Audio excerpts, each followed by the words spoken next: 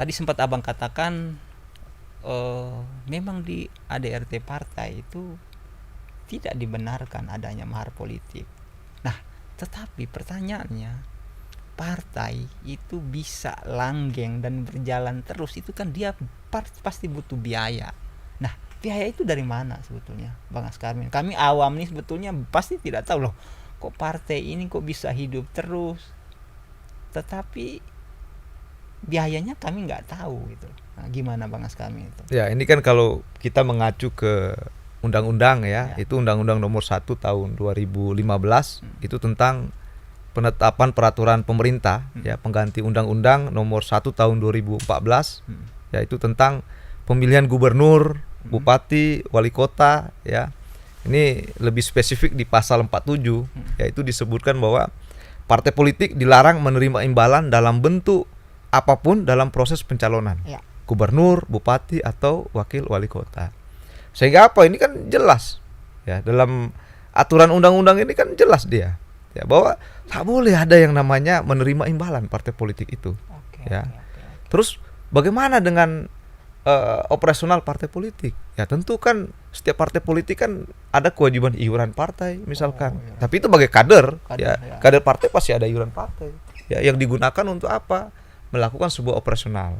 Saya yakin itu pasti ada. Tak usah kita bicara partai politik, organisasi manapun saya yakin akan ada iuran untuk bagaimana menghidupkan ini.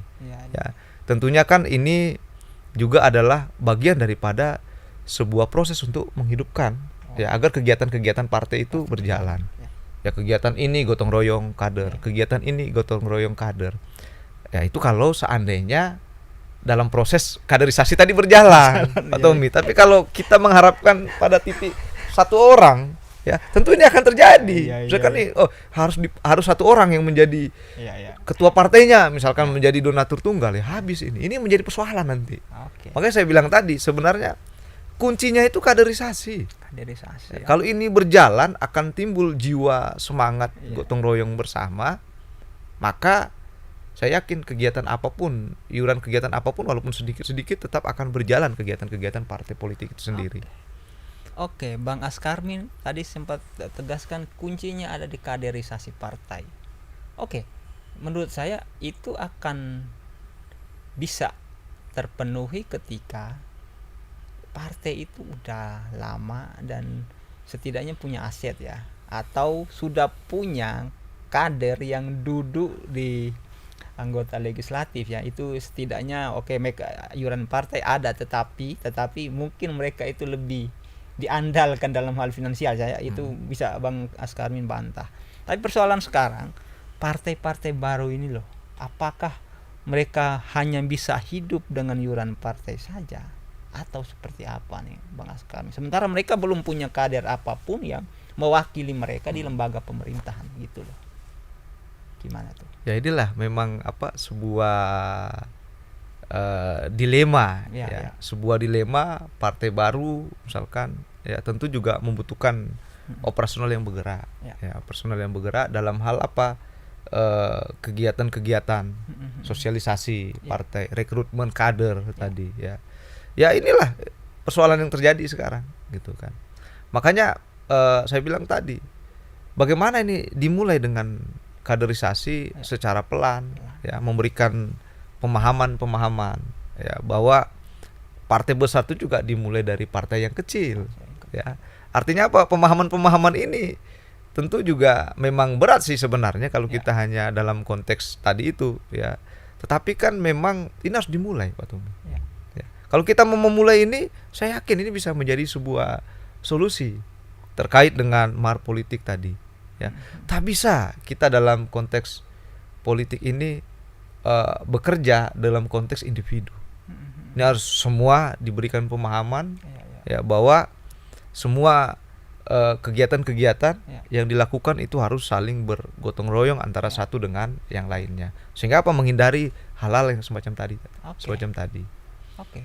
Bang Askarmin, masyarakat awam itu melihat semua partai pukul rata. Itu saya bicara dalam kacamata masyarakat awamnya, bahwa partai manapun atau semua partai itu pasti ada mahar politik. Pertanyaannya, apakah semua partai itu memang benar menerapkan mahar politik, atau ada partai-partai tertentu yang memang dengan tegas mengatakan bahwa zero mahar politik gitu. Nah itu dulu Bang Mas. Ya kalau kan secara prinsip ya Pak Tommy ya, bahwa memang dilarang ya terkait dengan mahar politik ini. Ya. Dan saya sudah sampaikan tadi bahwa partai politik manapun ya itu pasti akan diikat dengan aturan undang-undang tadi terkait dengan mahar politik itu sendiri ya. Dan ini saya yakin bahwa paradigma yang berkembang itu sebenarnya akibat daripada oknum-oknum tadi ya. Oknum-oknum tadi yang memanfaatkan situasi ya, seolah-olah ini adalah untuk menghidupkan partai, untuk operasional ya. Sehingga apa, perlu dibangun sistem-sistem tadi ya, sistem-sistem yang baik tadi ya. Dan ini sudah sering terjadi ya, dan di lapangan itu kalau saya lihat dari asumsi masyarakat ya terkait dengan korupsi yang terjadi oleh oknum-oknum pejabat yang notabene adalah kader partai politik misalkan, kan selalu dikaitkan dalam konteks yang seperti itu ya. Tapi kan belum tentu juga ini, selagi dia belum ada fakta, bisa jadi ini oknum tadi mengatasnamakan untuk itu. Oh ini untuk ini untuk ini, untuk itu. Ini yang merusak juga sebenarnya ya.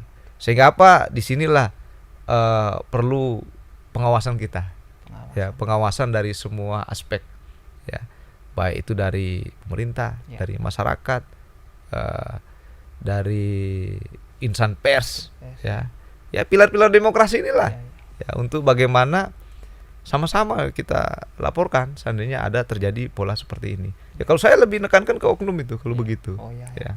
Karena apa? Gak ada, saya yakin gak ada partai politik mengajarkan kau harus korupsi untuk ini, untuk itu, gak ada dalam anggaran dasar ya. Tetapi oknum-oknum nakal itu tentu ada dalam sebuah rumah. Nah inilah yang memuluskan terjadinya mahar politik. Oke.